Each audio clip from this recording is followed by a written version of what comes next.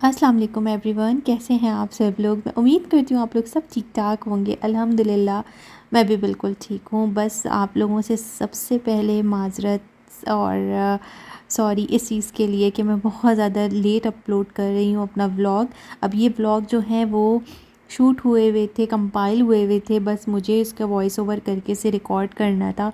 लेकिन उम्रे पर से आने के बाद हो गई थी तबीयत ख़राब और ऑब्वियसली मैं घर आने के बाद व्लॉग जो है वो एडिट करके आप लोगों को मैं अपलोड कर रही थी आप लोगों के लिए।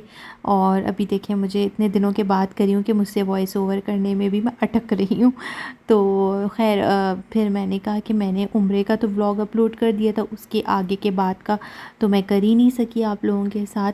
तबीयत ख़राब, फिर इसके बाद जो है वो ईद करीब करीब थी और कुछ एक दो अफ्तार पार्टीज़ थी, वो मुझे अफ्तार अपने घर पे बुलाना था और मुझे ख़ुद अटेंड करनी थी। ये सब चीज़ें एक साथ मिक्स होकर, और रमज़ान का था आखिरी अशरा जिसे मैं बिल्कुल भी मिस नहीं करना चाह रही थी, वो इबादतें भी साथ साथ लेके चलनी थी।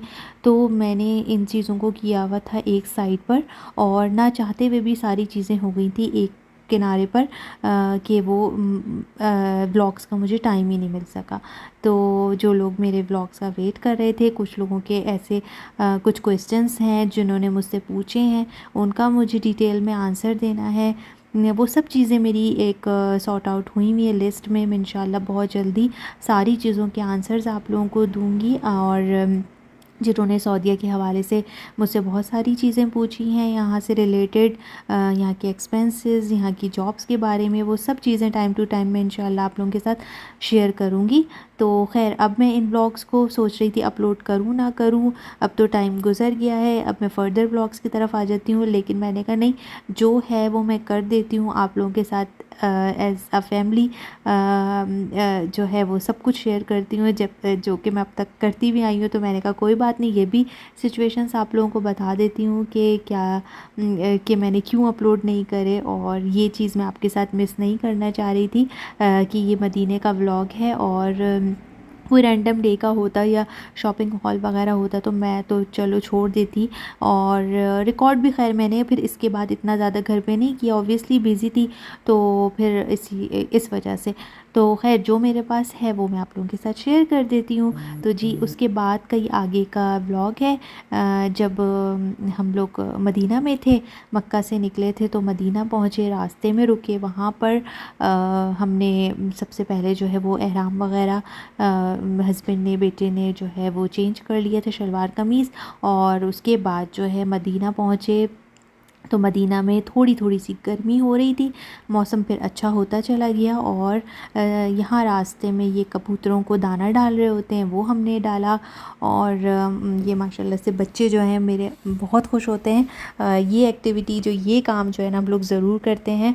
और मैं अच्छा मक्का में भी जो है वो तलाश कर रही थी कि कहाँ पर है ये दाना डालने वाली औरतें, वहाँ पे खड़ी हुई होती हैं दाना जो सेल कर रही होती हैं, तो वो नज़र नहीं आ रही थी। और इतनी देर में हमारी आ गई थी बस, तो मैंने कहा चलो हम मदीना जाके तो ज़रूर कर लेंगे।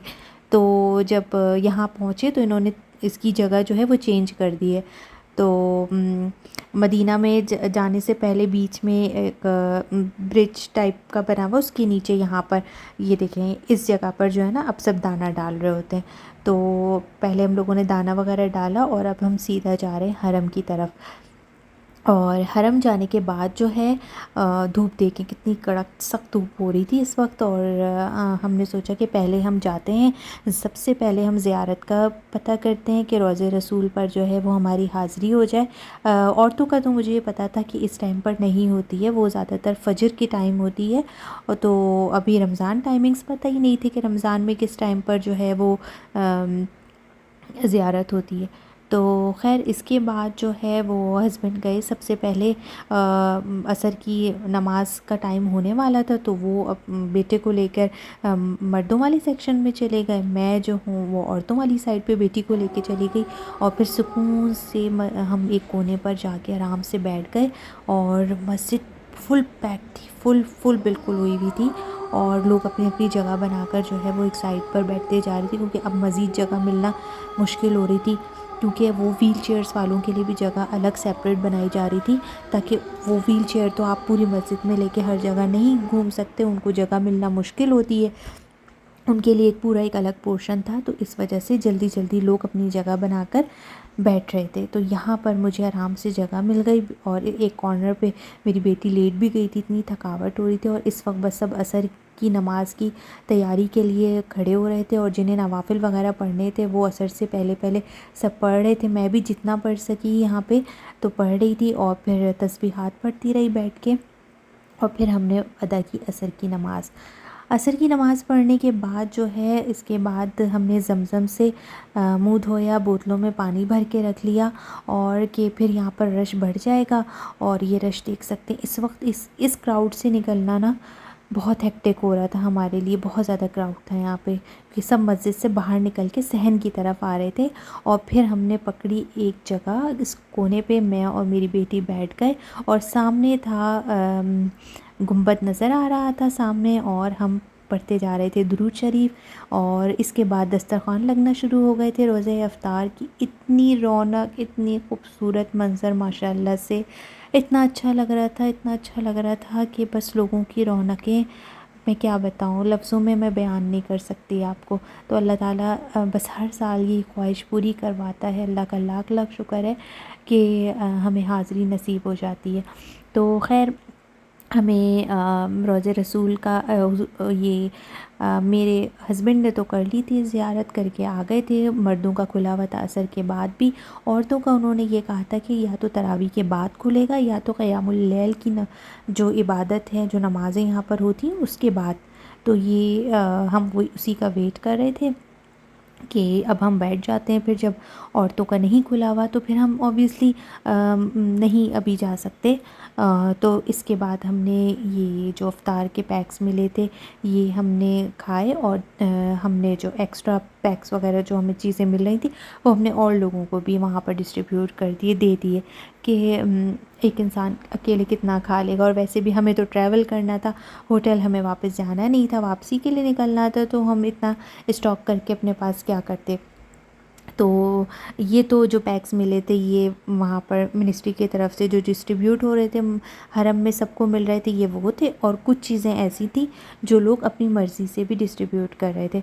तो इस दफ़ा हमने सुना था कि अंदर अलाउ नहीं कर रहे हैं, आप अपनी मर्ज़ी से ले जा नहीं सकते हैं। बल्कि हस्बैंड ने बताया कि मेल सेक्शन में जो है, जो लोग अपनी मर्ज़ी से लेकर भी आए थे सामान, उनको डिस्ट्रीब्यूट नहीं करने दिया। लेकिन औरतों में ऐसा नहीं था, औरतों में डिस्ट्रीब्यूशन हो रही थी।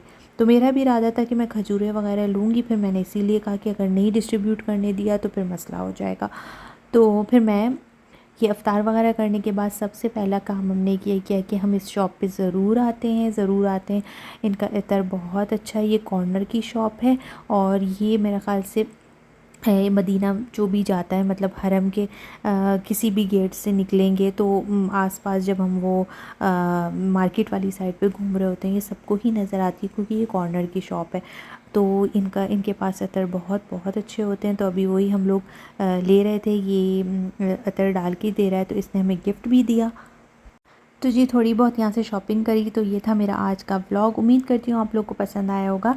व्लॉग अच्छा लगा है तो प्लीज़ लाइक करना नहीं भूलिएगा, चैनल पर न्यू है तो सब्सक्राइब कर लीजिए। फिर मिलते हैं इंशाल्लाह ताला एक नए व्लॉग के साथ। अपना ख्याल रखिएगा, मुझे अपनी दुआओं में ज़रूर याद रखिएगा। Till then take care and Allah हाफिज़।